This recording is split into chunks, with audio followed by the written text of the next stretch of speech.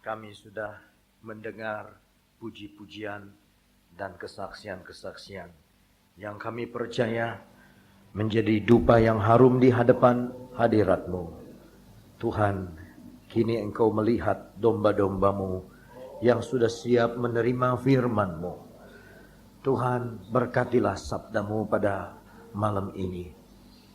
Jangan satu pun pulang dengan hampa, tapi biar mereka pulang dengan berkat sabda Tuhan, berkat kuasa firman-Mu, sehingga mereka boleh menikmati Engkau dari hari ke hari. Yesus bertambah besar dalam hidup mereka. Tuhan Yesus, kami tahu segala roh-roh yang di luar daripada Engkau tidak berkuasa atas kami. Karena Engkau yang ada di dalam kami lebih besar dari segala sesuatu. Haleluya. Itu sebabnya kami berdiri di atas kebenaran firman-Mu. Dan kami mau duduk diam mendengar firman Allah. Terima kasih Tuhan. Dalam nama Yesus kami sudah berdoa. Amin. Kita buka Alkitab kita dalam 1 Korintus 10. Dan judul khotbah malam hari ini, waspada. 1 Korintus 10. 1 Korintus pasal 10. Kita baca saudara-saudaraku satu ayat yang terkenal di sana. Ayat 11 dan ayat 12. Semuanya ini, apa itu semuanya? Dari ayat 1 sampai ayat 10. Semuanya ini telah menimpa mereka sebagai contoh dan dituliskan untuk menjadi peringatan bagi kita yang hidup pada waktu di mana zaman akhir telah tiba. Ayat 12. Sebab itu siapa yang menyangka bahwa ia teguh berdiri, hati-hatilah supaya ia jangan jatuh. Puji Tuhan. Malam hari ini saya ingin bicara dari hal kewaspadaan. Dari ayat 1 sampai ayat 10 Rasul Paulus menuliskan sejarah orang Israel. Lalu ayat 1 saudara baca bahwa mereka pernah ada di dalam awan dan di dalam laut, yang menjadi lambang baptisan air dan baptisan Roh Kudus. Ayat ketiga, mereka semua makan makanan rohani yang sama, menjadi lambang kita gereja Tuhan memakan roti hidup, yaitu Yesus Kristus. Ayat yang keempat, dan mereka semua minum minuman rohani yang sama. Bicara daripada minuman air hidup itu yang ada di dalam Yesus yang sama. Sebab mereka minum dari batu karang rohani yang mengikuti mereka, dan batu karang itu ialah Kristus, menjadi lambang daripada Kristus. Ayat kelima, tetapi sungguh pun demikian Allah tidak berkenan kepada bagian yang terbesar dari mereka, karena mereka ditewaskan di padang gurun. Semuanya ini telah terjadi sebagai contoh bagi kita, untuk memperingatkan kita supaya jangan kita menginginkan hal yang jahat seperti yang telah mereka perbuat. Dan supaya jangan kita menjadi penyembah-penyembah berhala, sama seperti beberapa orang dari mereka, seperti ada tertulis, maka duduklah bangsa itu untuk makan dan minum, kemudian bangunlah mereka dan bersukaria. Sekarang banyak orang anggap penyembahan berhala itu adalah penyembahan patung-patung. Itu makasar, ada lebih halus lagi. Makan, minum, pesta pora itu penyembahan berhala. Gua kalau gak makan sama kaki babi, gua gak bisa makan. Itu penyembahan berhala. Wah, kalau bukan dia yang masak, gua gak bisa makan. Itu penyembahan berhala. Hati-hati saudara-saudaraku. Tapi ini menjadi contoh hal yang rohani. Ayat 7. Ayat 8. Nah, janganlah kita melakukan percabulan seperti yang dilakukan oleh beberapa orang dari mereka, sehingga pada satu hari telah tewas 23.000 orang. 23 orang mati percabulan. Jadi contoh, banyak orang Kristen sekarang jatuh juga dalam percabulan. Hati-hati. Ayat 9, dan janganlah kita mencobai Tuhan seperti yang dilakukan oleh beberapa orang dari mereka, sehingga mereka mati di pagut ular. Mencobai Tuhan. Ya, ayo mencobai Tuhan. Tuhan penuh kasih, gue berdosa aja. Nggak, nanti kalau udah berdosa kita minta ampun lagi. Kan Allah itu kasih adanya. Kalau sudah nanti kita berdosa, kita minta ampun lagi. Kalau kita nggak diampuni, Allah tuh nggak kasih adanya. Nanti kita hari Senin sampai hari Sabtu kita berdosa, hari Minggu kita minta ampun dosa.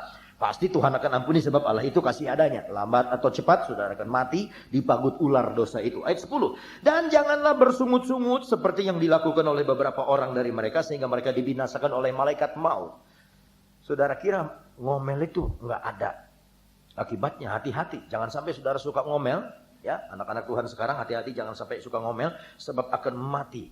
Hati-hati. Nah, itu sebabnya datang ayat 11 dikatakan semua ini segala sesuatu yang didaftarkan dari ayat 1 sampai ayat 10 itu dituliskan untuk jadi peringatan, warning. Bip bip bip bip bip lampu merah. Hati-hati, waspada sebagai orang akhir zaman supaya kita hidup dengan sungguh-sungguh. Ayat 12, sebab itu siapa yang menyangka bahwa ia teguh berdiri, hati-hati supaya ia jangan jatuh sementara saudara sedang tegak. Rohani saudara sedang bersih, sedang aman, sedang bening. Saudara sedang gagah, sedang tegak, tidak ada salah, tidak ada cacat. Hati-hati. Jangan sampai saudara jatuh nanti. Hati-hati.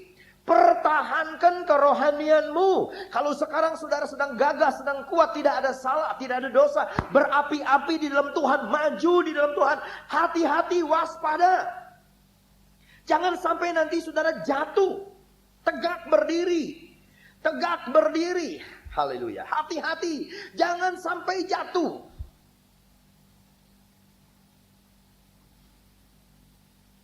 Ada satu pemuda di Semarang naik pesawat terbang, dia pulang dari Amerika. Di pesawat terbang dia duduk seorang Inggris. Waktu makan dikasih, orang Inggris bilang, "You makan aja, saya punya makanan ini, makan ini. You makan aja." Memang perut Indonesia lain dengan perut Inggris. Perut Indonesia biar 3 porsi masih minta tambah. Dia bilang, "Kenapa you nggak makan ini, Mister?" "Oh, saya puasa." Waduh. Senang sekali ini pemuda Kristen. Sebab dia dengar ini Tuhan lagi puasa. Pasti Kristen nih. Dia tanya, "You dari gereja mana?" "Saya dari gereja setan." Ya, sekarang sudah membentuk cabang-cabang sampai di Eropa. Dan kami hari ini seluruh anggota kami berpuasa. Supaya pada tahun ini tiap hari kami berpuasa supaya 500 keluarga Kristen hancur. Ya. Tadi malam saya khotbah tentang keluarga di rumahnya Letnan Jenderal Leo Lupulisa. Dan anaknya yang berulang tahun pada usia 18 tahun minta didoakan supaya jadi hamba Tuhan. Aduh, saya bangga.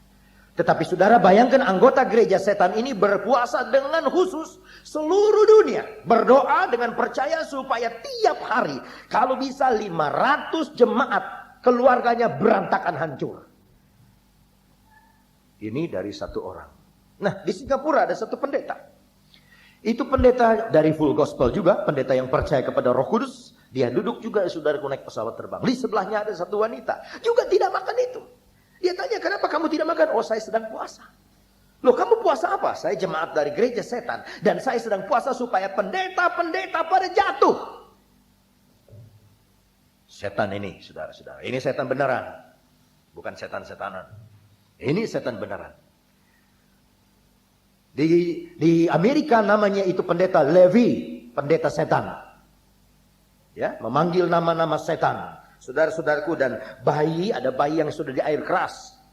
Dan mereka menyembah di sana, menyembah setan.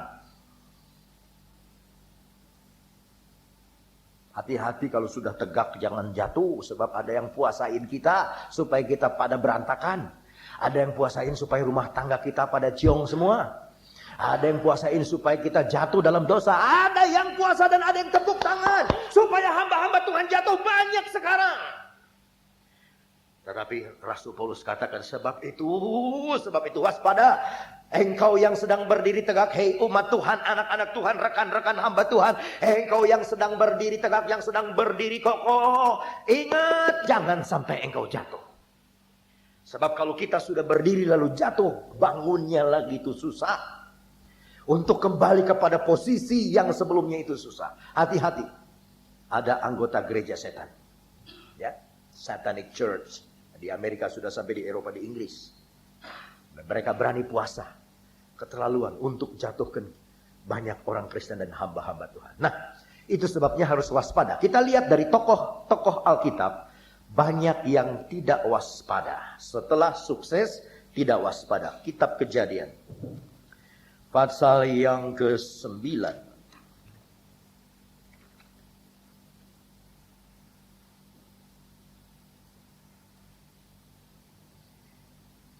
Ayat 18.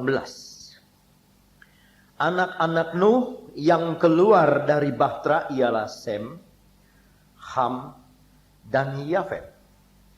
Ham adalah bapak Kanaan. Yang tiga inilah anak-anak Nuh, dan dari mereka inilah tersebar penduduk seluruh bumi. Nuh menjadi petani. Dialah yang mula-mula membuat kebun anggur. Setelah ia minum anggur, mabuklah ia, dan ia telanjang dalam kemahnya. Sampai di situ dulu. Ayat 22, maka Ham bapa Kanaan itu melihat aurat ayahnya, kemaluan ayahnya, lalu diceritakannya kepada kedua saudaranya di luar. Sesudah itu Sem dan Yafet mengambil sehelai kain dan membentangkannya pada bahu mereka berdua, lalu mereka berjalan mundur. Mereka menutupi aurat ayahnya sambil berpaling muka, sehingga mereka tidak melihat aurat ayahnya. Setelah Nuh sadar dari mabuknya dan mendengar apa yang dilakukan anak bungsunya kepadanya, berkatalah ia, terkutuklah Kanaan, hendaklah ia menjadi hamba yang paling hina bagi saudaranya. Lagi katanya, terpujilah Tuhan Allah Sem, tetapi hendaklah Kanaan menjadi hamba baginya. Allah meluaskan kiranya tempat kediaman Yafet, dan hendaklah ia tinggal dalam kemah-kemah Sem, tetapi hendaklah Kanaan menjadi hamba baginya. Nuh sukses. Sukses dia. Dia punya anak 3. Ya, kalau saudara baca, Sem, Ham, dan Yafet. Tapi Ham itu yang bungsu. Banyak orang suka sayang anak bungsu toh. Sayang anak bungsu ini anak bungsu yang kurang ajar. Ini anak bungsu menceritakan kekurangan, ketelanjangan dari ayahnya. Saya tidak akan bicara hal itu, saya akan bicara dari hal ketidakwaspadaan. Sukses, punya anak 3, Sem, Ham, Yafet. Di Amerika ada anak bertanya sama bapak, "Pak, kalau waktu zaman Nabi Nuh itu ada babi nggak di dalam bahtera?" Bapaknya bilang, "Tentu ada dong." Anaknya aja namanya Ham.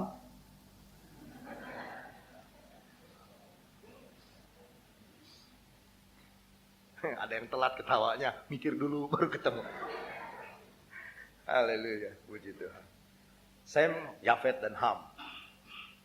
Sukses, puji Tuhan, aku lepas dari maut. Sukses Nabi Nuh, sukses sekali. Dan sukses dia menjadi peladang, saudara-saudaraku. Dan dia menanam anggur. Setelah menanam anggur, dia minum anggur. Dia minum anggur, tidak waspada. Dia mabuk. 120 tahun setia. Akhir dari 120 tahun dia setia. Dia menanam kebun anggur, sukses, tidak waspada. Sudah berdiri tegak, tidak waspada. Akhirnya apa? Ambruk, mabuk. Saudara-saudaraku, hati-hati dengan keberhasilan. Hati-hati dengan kesuksesan. Hati-hati dengan keberhasilan. Oh, kadang-kadang ada banyak orang Kristen anggap Tuhan itu seperti pelampung penyelamat. Seperti ban pelampung penyelamat. Hanya dipakai kalau dalam keadaan darurat. Pada waktu mau tenggelam, kirimkan pelampung, pakai pelampung selamat. Waktu sudah selamat, digantung saja jadi hiasan. Ada banyak orang Kristen, Yesusnya hanya jadi hiasan, digantung di kamar makan. Tuhan itu gembalaku, aku tidak akan kekurangan apapun. Haleluya. Keluarga yang lain menulis, mempunyai moto, tiada hari tanpa olahraga. Tapi keluarga ini mempunyai moto, tiada hari tanpa keributan. Ribut aja, ribut. Nanti kalau sudah kepepet, sudah kejepit pintu, kalau sudah tidak ada lagi pertolongan, panggil Yesus. Ban pelampung. Yesus tolong saya, ban pelampung. Ada banyak orang hanya kenal Yesus pada waktu dia susah. Pada waktu dia kepepet. Pada waktu dia tidak ada, saudara-saudaraku, pertolongan. Baru dia panggil Yesus. Kalau lagi senang, lagi eng-eng, lagi ong-ong, lagi tiong-tiong. Ya. Ong itu artinya raja, senang. Tiong itu ada waktu, Eng ada waktu, Tiong itu senang, Ong itu bahagia. Kalau punya anak namanya Ong Tiong Eng udah komplit. Ya. Ong itu raja katanya, Tiong itu senang, Eng itu ada waktu aja. Waduh, Ong Tiong Eng. Hibur, luar biasa saudara-saudara. Tetapi seringkali lupa Tuhan. Wah, ini raja ini, Ong ini, Nuh, waduh hebat. Waduh, dia nyanyi saudara-saudaraku. Apa nyanyinya Kokorono Toko, apa yang sekarang apa? Enggak ada ya adu manisnya. Sedikit aja adu manisnya, sedikit aja adu manisnya, sedikit aja adu manisnya. Saya ingin baca Mazmur 128. Mazmur 128 Saudara ya. Di Mazmur keluarga. Mazmur 128 nanti Saudara kembali kepada Kejadian. Mazmur 128 ayat ketiga. Istrimu akan menjadi seperti pohon anggur yang subur di dalam rumahmu. Istrimu akan menjadi pohon anggur yang subur dalam rumahmu. Waktu saya di Israel, saya coba, memang manis sekali anggur di sana, saudara-saudaraku. Tapi ini saya mau kasih ilustrasi. Kalau ini tembok rumah, menurut hukum Yahudi, kalau orang tanam pohon anggur dari dalam, lalu itu anggur merambat sampai keluar dari tembok, ini tidak boleh dimakan oleh yang pemilik rumah. Ini dibiarkan untuk orang-orang asing, orang yang lewat di luar. Orang-orang pemilik pohon itu hanya makan bagian dalamnya saja. Dan Mazmur ini berkata, istrimu yang takut akan Tuhan akan menjadi seperti anggur di dalam rumahmu, di dalam tembok. Ini istri yang waspada, istri yang berbakti sama Tuhan. Istri yang tidak berbakti sama Tuhan, yang tidak takut sama Tuhan, kadang-kadang manisnya itu untuk orang lain. Buat suami sendiri bau anyir. Belum dandan, ya. Nggak mau dandan. Suami, saudara-saudaraku, biar sudah ada 5 anak. Tetapi ibu-ibu, istri-istri harus tahu dandan. Harus tahu menjadi anggur di dalam rumah. Kecantikanmu itu untuk suami. Kemanisanmu untuk suami. Jangan melepaskan suami dengan blaster yang anyir. Dah papi, sun kanan, sun kiri. Bau kecut. Suami pergi, dia mandi, semprot Avon di kanan, Avon Datu di kiri. Lalu mulai jalan ke pasar dan wanginya untuk tukang buah di pasar, wanginya untuk tukang bajai, wanginya untuk orang lain. Saudara-saudaraku pulang dari pasar, belepotan keringat, dia masak udah keringatan, jam 1 jam 2 suami pulang kecut lagi. Jadi ini anggur manisnya untuk orang luar, bukan untuk orang dalam. Beberapa waktu yang lalu saya diajak kawan saya makan di rumah makan Jepang Shogun ini. Jadi saudara kalau mau tahu hobi saya dari situ tuh. Saudara mau ngajak makan, ajak aja ke Shogun.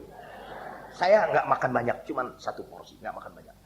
Tapi ini hari kaget saudara-saudara. Turun dari mobil, saya lihat di depan ada Mercedes 280E. Merah darah. Nomornya saya nggak kasih tahu. Nanti saudara tanyain lagi siapa. Ini Mercedes sedang dipukuli oleh satu bapak umur kira-kira 45 tahun, 40 tahun lah. Bapaknya pendek. Dan satu ibu tua, udah tua. Itu ibu buka selop, kelomnya yang tinggi. Dia pukulin ini Mercedes. Tepok. Segala omongan kotor keluar. Dan ini lelaki dia lari ke sebelah sana. Dia mau pukul ini yang setir mobil saudara-saudaraku. Tapi dia tutup kacanya. Dan dia mati, dia pukul-pukul. Mungkin dia pukul rasa sakit tangannya. Akhirnya dia marah di luar. Dia maki-maki. Dari sebelah kanan pintu belakang, saudara-saudaraku, keluar 2 orang bapak. Tinggi gede, bodyguard, kumisnya baplak, badannya gede, lebih gede dari saya, cakepan saya tapi saudara-saudaraku, pada waktu dia keluar, apa yang terjadi? Dia ini takut sama bapak yang kecil ini. Pak, jangan pukul ini mobil pak, jangan pak, jangan, sudah pak, sabar pak. Saya pikir ini bodyguard kok takut sama bapak kecil, apa sebabnya? Dari pintu belakang kiri, diseret sama bapak ini, satu wanita, keluar, dan cakepnya luar biasa saudara. Hidungnya seperti pisang Ambon. Mancung dan indah, cakep, bibir merah. Ini rambutnya sampai disasak, tinggi semampai, indah sekali. Ternyata itu wanita adalah istri si bapak kecil tadi. Sebab saudara-saudaraku, dia start mobil barangkali dari rumah, janjian mau ketemu, parkir mobilnya di depan rumah makan Shogun. Lalu suami melacak, bini gua kemana nih? Ketemu di Shogun, mobilnya ada tapi kosong. Dari jam 4 sore itu suami tunggu sama ibunya di sana.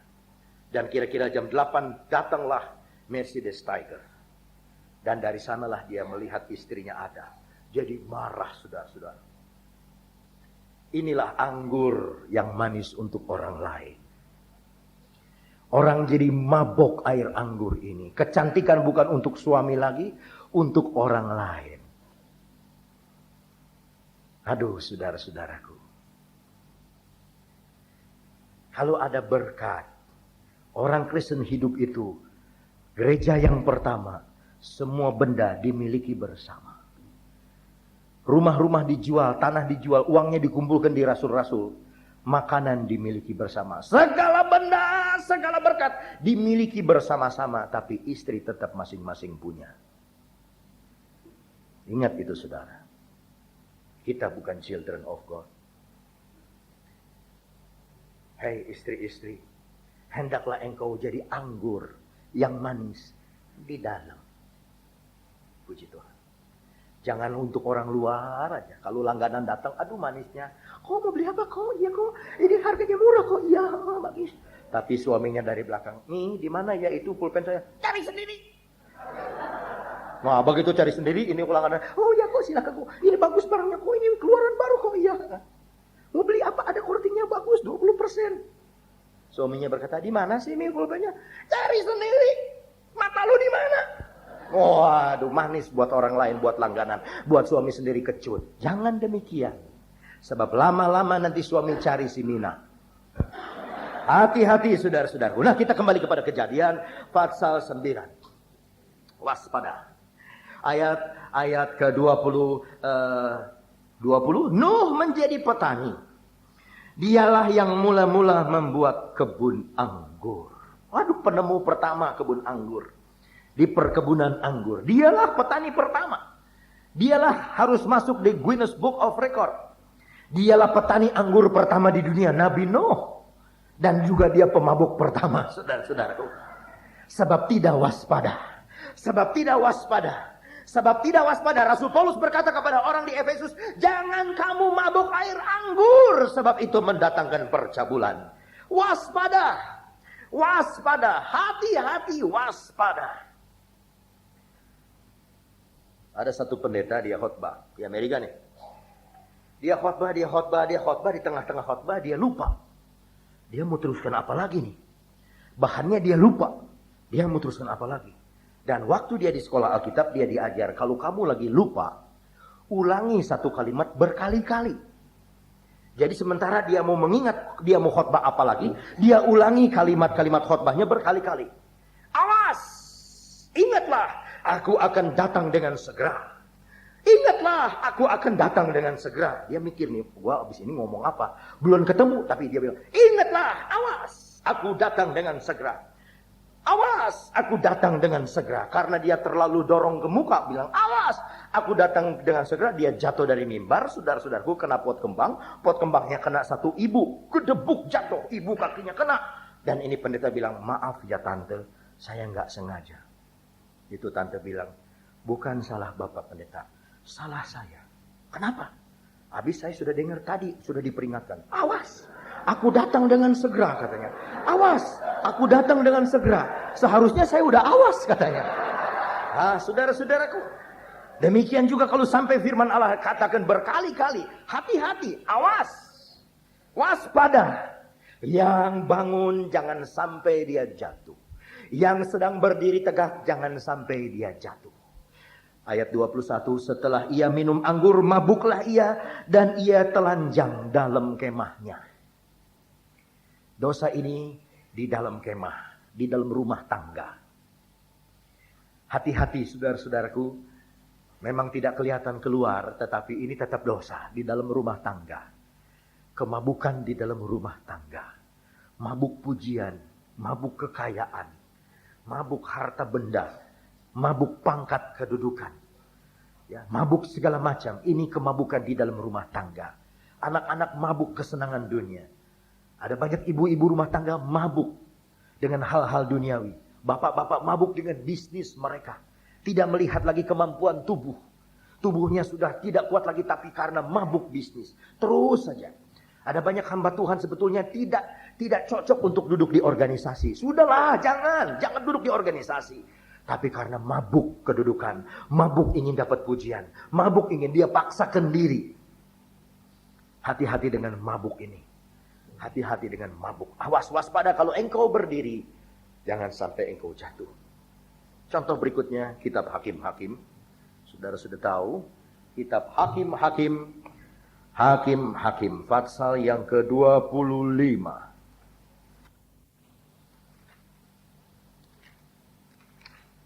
Tidak ada Hakim-Hakim 25, tetapi ada, saudara-saudaraku, Hakim-Hakim yang pasal yang ke-16. Pada suatu kali ketika Simson pergi ke Gaza, dilihatnya di sana seorang perempuan sundal, lalu menghampiri dia. Ketika diberitahukan kepada orang-orang Gaza, Simson telah datang ke sini, maka mereka mengepung tempat itu dan siap menghadang dia semalam-malaman itu di pintu gerbang kota. Saya cepatkan ayat 3. Tetapi Simson tidur di situ sampai tengah malam. Pada waktu tengah malam bangunlah ia, dipegangnya kedua daun pintu gerbang kota itu, dan kedua tiang pintu dicabutnyalah semuanya beserta palangnya, diletakkannya di atas kedua baunya, lalu semuanya itu diangkatnya ke puncak gunung yang berhadapan dengan Hebron. Saudara, 3 kali Simson jatuh dengan wanita. Yang pertama, dia menikah dengan satu orang wanita bukan orang Israel. Itu sudah melanggar peraturan Nazir Allah. Sudah melanggar. Tapi kuasa Allah begitu berkemurahan, tidak diangkat cepat-cepat dari Simson. Memberikan kesempatan untuk Simson bertobat. Tapi sayang, saudara-saudaraku, Simson tidak bertobat. Nggak apa, dosa kecil, nggak apa dong. Coba-coba, sekali-sekali, ceni cepai. Setahun sekali, nggak apa-apa. Cuman hal yang kecil, sekali aja. Nah, gua setahun sekali jatuh mah nggak apa-apa dong. 364 hari untuk Tuhan, 1 hari aja gua buat daging gua nih. Jatuh aja 1 hari. Saya tahu banyak mungkin di antara kita yang masih suka seperti Simson ini. Ya nggak apa-apa. Begitu dia udah kawin dengan perempuan yang bukan Israel, roh Allah tidak diangkat. Kalau dia perang masih eng-ing-eng. Waduh, saudaraku, tentara mana juga dikalahkan sama dia. Dia perang masih menang, tentara beribu masih kalah sama dia. Serigala masih kalah sama dia. Ya. 300 pasang. 300 serigala dihancurkan sama dia. Oh, saudaraku, masih kuat, hebat. Oh, tidak apa-apa. Dosa nggak apa-apa. Nah, yang pasal 16 ini yang kedua kali. Dia lihat sekarang perempuan Sunda. Gak puas sama istri. Padahal dia Nazir Allah. Dia adalah kebanggaan orang Israel. Dia hakim yang luar biasa, diberikan kekuatan yang supernatural. Itu pintu besi, saudara-saudaraku. Dia masih bisa angkat, padahal dia sudah datang ke perempuan Sunda. Sampai tengah malam, berarti sudah ada hubungan seks. Perempuan Sunda, ada banyak orang berkata, ya Simson juga gini, ke perempuan Sunda, dia masih bisa angkat pintu. Gua juga ke perempuan Sunda. Saudara-saudaraku, ini mulai kejatuhan Simson. Itu pengguntingan rambut, itu hanya saudara-saudaraku kenyataan. Tetapi secara rohani kejatuhan Simson di sini. Dia lihat perempuan Sunda. Saudara-saudaraku, dia tegak, dia gagah, dia hakim. Dia menjadi kebanggaan, dia luar biasa tegak. Tapi dia tidak hati-hati, tidak waspada, dia jatuh.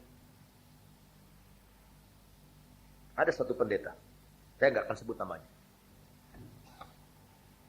Sementara dia khotbah, stop saudara, di luar ada orang mati lewat. Bingung jemaat. Ada pendeta lagi khotbah, dibilang di luar ada orang mati lewat. Orang keluar, betul ada iring-iringan orang mati dari agama lain.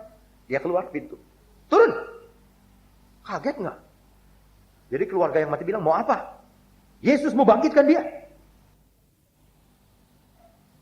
Sampai ada satu keluarga kalau nggak bangkit, awas. Turunkan, dibuka mayatnya. Demi nama Yesus orang Nazaret, hai mayat, bangun, bangun.